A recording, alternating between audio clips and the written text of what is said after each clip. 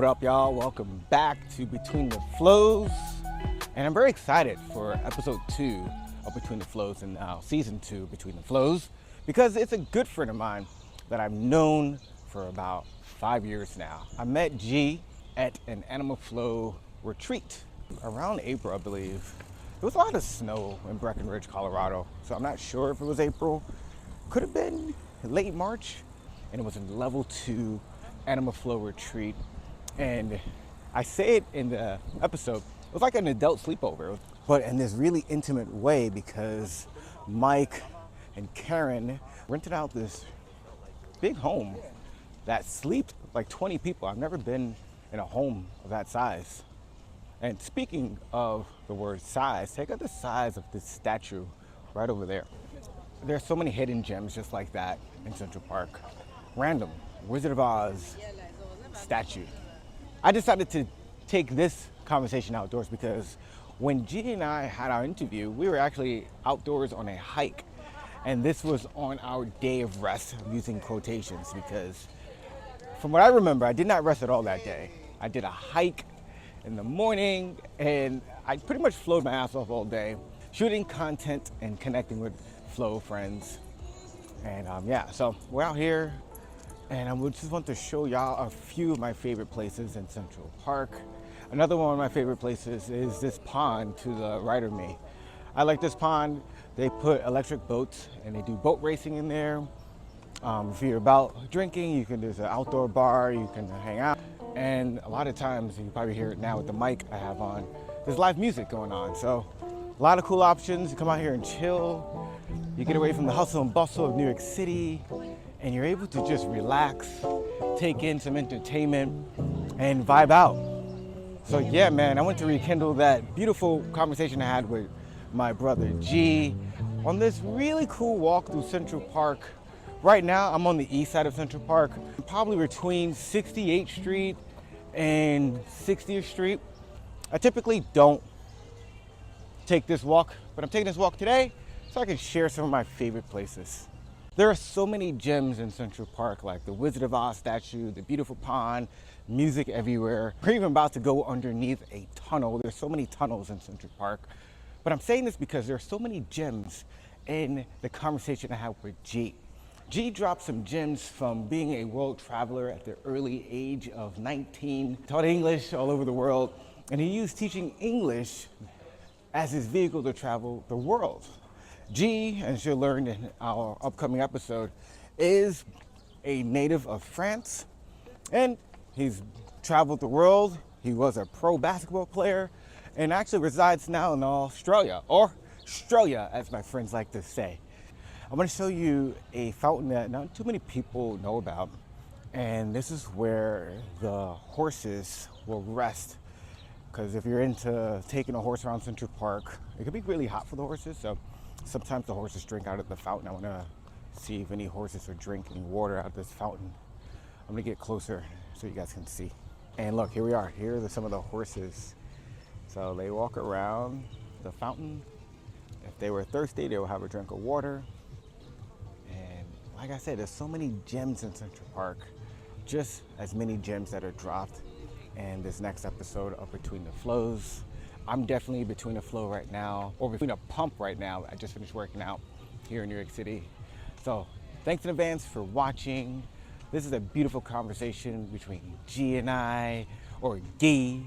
Sometimes he answers to Gee, sometimes he answers to Gee. Brother, take it away. Join us on our beautiful walk through Greece on our day of rest. Peace. I mean, I think everything we do in this world, unfortunately, is advertising. These days, yeah, you're right.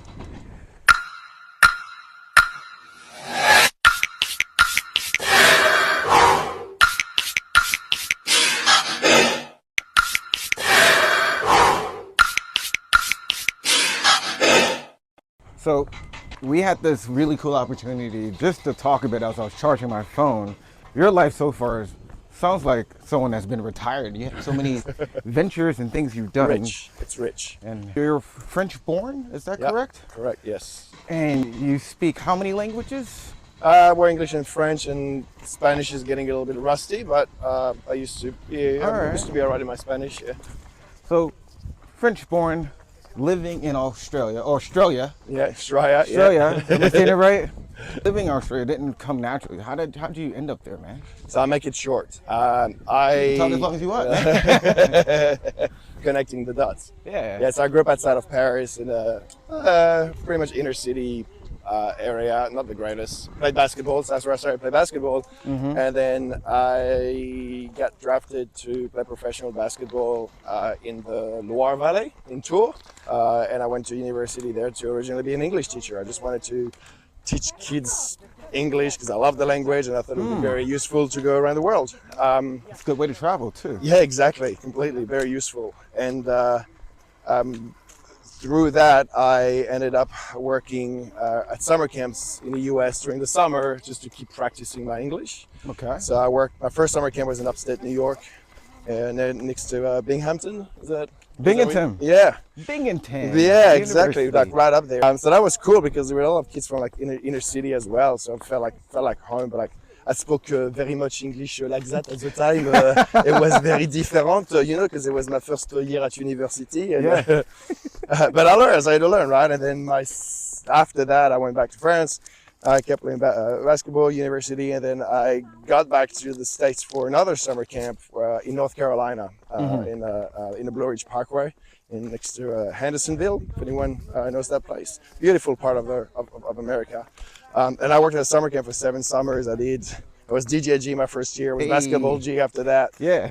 And then I ended up into lifeguarding and running the waterfront program over there. So I met a lot of people from so many different countries. That really opened up my horizon to the world. Different accents I'd never heard, although, studying English, so Scottish, Welsh, and then Australians and Kiwis. And I was like, these are fun people. These are I fun. like you. You make very strong friendships. A little bit like this mentorship here, where you meet people from around the world, and you have like 1 week to connect with them.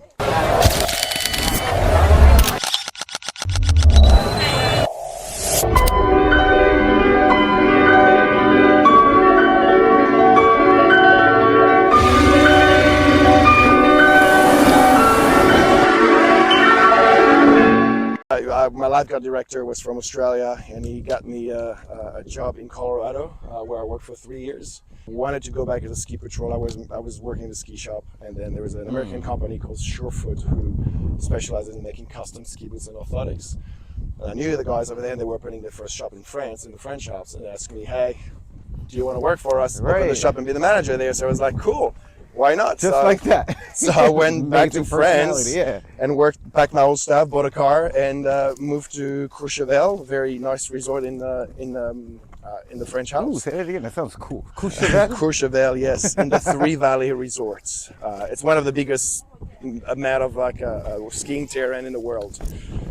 So it's great, and that was fun. And then I had a couple of Australian friends who came to visit me, and they're like, "So when are you coming to Australia?" I'm like, "I don't know." And they're like, "Well, you're 28. You can do a working holiday visa. Do it now." And I was like, within 2 days, I just booked my flight. 2 days. Organized my trip to Australia, and that was it. I was there, and I worked in ski resorts in Australia. In Australia called Thredbo, where I was making custom ski boots and orthotics. And I started to really develop this interest in human biomechanics, because playing with the foot to fit the boot and how it's actually changing people's advantage in skiing and more efficiency and all that. I was like, oh, there's something about the foundation of our body on the ground, the feet, and how it actually carries on to the rest of the body. You're the first person I've ever met to talk about skiing in this way. Because I don't ski, but when I put a boot on, I take it off and go, damn, my feet hurt. Yeah, and it's like when it's a piece of plastic around your foot. Technically, it's not designed to really be very comfortable, but it's very different from any other footwear. Like we wear Vivo Barefoots right now, which is the complete opposite of what a ski would do, right? But there's like here we actually need our whole foot function as we are hiking in beautiful Greece. Whereas when you are skiing, you need stability around the whole foot, because you have this 4 to 5 foot blade under your foot that's creating a lot of torque. So if the foot starts moving in the ski boots, it's chaos. So it was very interesting to work at that level and help people understand that, hey, you need to have a certain security in the ski boot, and the foot needs to be in a much specific position to create that that energy transfer through the rest of the body, and then you're going to have less muscle tiredness and blah blah blah. So it was actually quite interesting and quite fun to do, and I did develop actually a nice like reputation in Australia to do with this work, because again it was very specific and it was quite nice. And then I was going to the gym, and one day a lady who ran the gym, she's like, "You should be a personal trainer," and I was like, "No, I don't want to." But I didn't really know what I was going to do anyway. So yeah, that was 19 years ago, and then I'm still there now. What I love about your stories, your many amazing stories, is people see you, who you truly are. Let's say they don't know your name. Pull the name out of you. They see who you are and they go, "You should be doing this." And they authentically see you as the human being you are and put you in these positions to impact more people. I never thought about that actually, but yeah, because I used to read Men's Health magazine. Yeah. And I liked at the time the functional training. I don't know if it's bastardized these days, but it definitely is. I get what you're saying. Yeah. There used to be like, you do training or you do functional training. Right. Like I want to do functional training. So I was back in those days, right? Like, playing with a medicine ball, with TRX, with bands, and just moving the body in 3 different dimensions was definitely different than the linear work that you do with a machine and all that. And so yeah, she saw me like training 2 of the people I worked with, or not train, like they came they tagged along with me pretty much. Right. And that's where she says, like, your training is different. You should be a personal trainer. And I'm like, yikes. But eventually I did. And the person I spoke to, she said, "You're French, you have great experience in the ski industry. You should actually start training people for their ski trips." Right. And I didn't consider that. I was like, "Ooh, that's interesting." It's like, they will trust a French person more than an Australian person when it comes to skiing. And you sound better too. It just sounds better. Well, I mean, if I start saying, "Hello, I am going to teach you how to be better at skiing," well, I feel better already. you're like, "Oh yeah, sign me in, right?" Here, take my wallet. Yeah.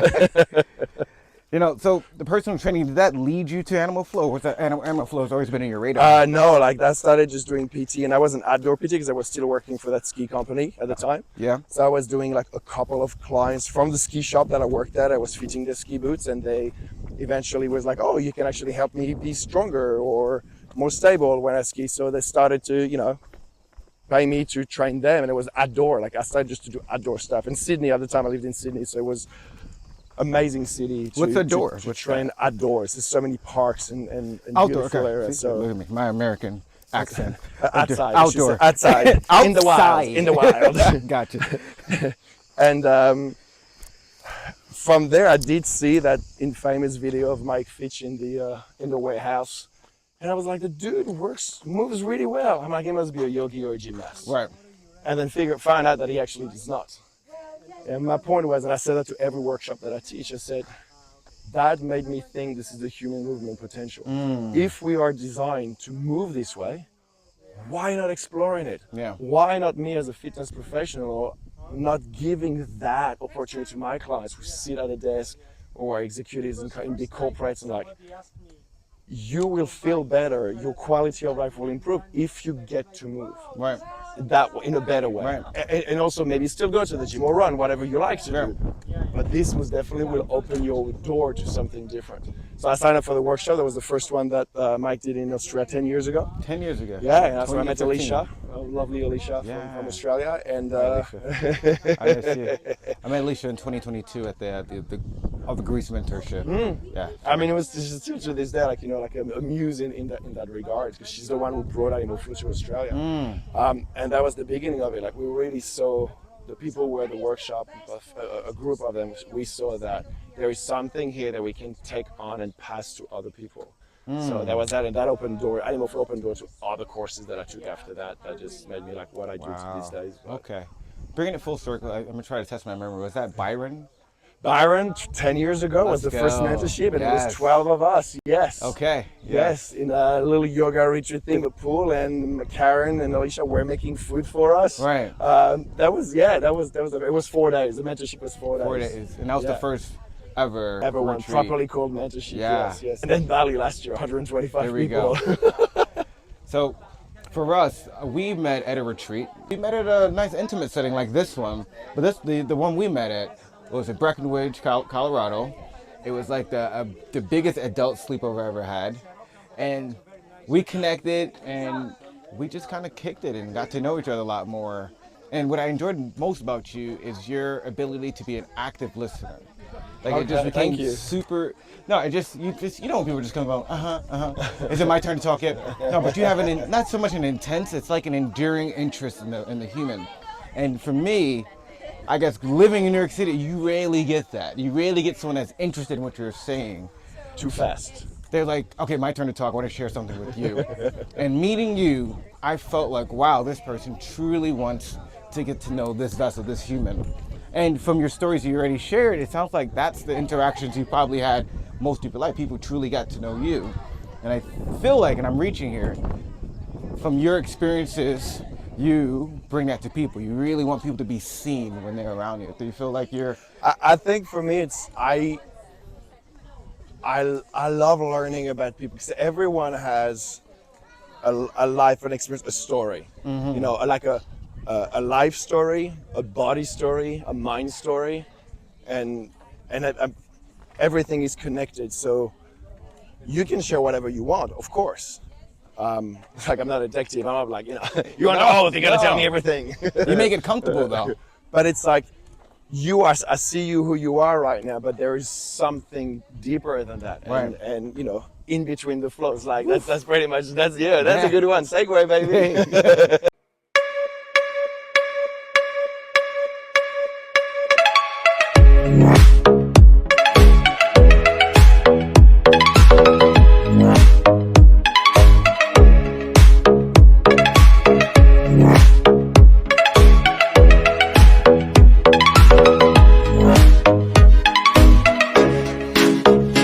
Knowing you from Instagram originally, but I always had a soft spot for New York City because that was the first American city that I visited because my brother lived there at the time, and I was mind blown. And you know, with basketball, like going to the Madison Square Garden, it's like no, like serious. So meeting you through a flow connection, it's like there's New York City that's coming to me right now. Like I want to know what you do, why do you go there, and then like I was gobsmacked with how you train, the people you train, how you are running your business, because I don't have a business mind. I've been called a healer, which I need to get okay with it, but that's what I do with work in general with people. But if I wish I had a business mind, I don't have that. And I was just amazed at how you were talking about the way you deliver things. It's like I want to learn more from this guy, and that was a perfect opportunity over there at the sleepover. So I can attest. I wanted to learn more from you. I said I wanted more. I want to be a healer. I want to learn how to be more human. And that business mind must be from the New York City hustle. True. My passion. I owned a gym for 7 years. Closed it in 2022 to become more human and find more ways to just who is this person beyond my name, Larry. And I think I've learned it through this amazing community, brother. Really, it's really cool how we're flowing, we're connecting, we're seeing growth, seeing you becoming in mine. But the real connection here is just brotherhood and just friendship, man. I mean, watch the news these days, right? It's just crazy, and people have opinions, have differences of ideas or way to think or whatever. But you come here, and it's a safe space. It's open, and religion, politics, all that stuff stays out of it, and you are the real person. The real you is right here, like the core of you is here, and that's what people get to know and respect and learn from. And that's what I like. Is like you just gather people from different languages, different countries, different lifestyles, different like where they grow up, and we are communicating through movement, but also after that, it's like sit at a table and then continue that conversation. Yes, it's not just during the movement practice. Yeah. And I think we live here richer from knowing people from another side of the world with a different culture. To sign off, our hashtag is we invite you to move. What could you share to younger you? Ooh, damn. That you've learned within the Animal Flow community through your tenure of being a pro basketball player, working on ski orthotics. What can you share to younger you that potentially someone else can hear to motivate them to stay happy in this world of crazy news? Can I say something and do a little quick story that you Please. relate to? Yeah. I would tell my younger self, you are good enough, and just listen to yourself. You don't need to listen to the voices out there. Like, you can do it. And I grew up in the rough area, and it was pretty much you got to get up, get out, and do something about it. But I always felt like I had to prove to myself and to others. The first retreat, the first animal flow retreat that I did in Breckenridge, I was there, and kind of like subconsciously, I wanted to be very competitive about I can flow. It was Mike, Rush, Venus, Rachel were there, and those people are incredible movers. And I was like, I got to show you that I belong to your league. So I was there to learn. I was there to flow my ass off. Yeah. I said that, pardon me, my bum off. But I was there. I kind of didn't realize that I was competing with myself and competing with other people in a friendly way. Right. And I had a couple of COVID pass, and then I had a couple of ups and downs in my life that I was really trying to figure out who I was. And that second mentorship where we met, I went there, and I remember saying at the very beginning that I'm not here to compete with myself, and I'm not here to compete with anyone, because I'm good enough. I'm here to learn as opposed to showcase that I can do things. Yeah. And for me, it was a very big turning point that having all these years to try to compete out there, to be kind of like seen and be part of something. Whereas here's like, you're in a community, you're part of it. Yeah. You don't have to prove anything. You made it. It's you're in here. We made and I it. think when you find your tribe, when you find the people around you who see you just for who you are and you don't have to compete with it, that makes you grow so much better, faster, and become a much better person in terms of grounding. So yeah, I would say that. Find your right people who are making you part of your tribe. I'm already motivated, and I get to just be with you right now, man. Thank you. Yeah, thanks, brother. Love you, Love brother. it, man. Thank you. Chiming out.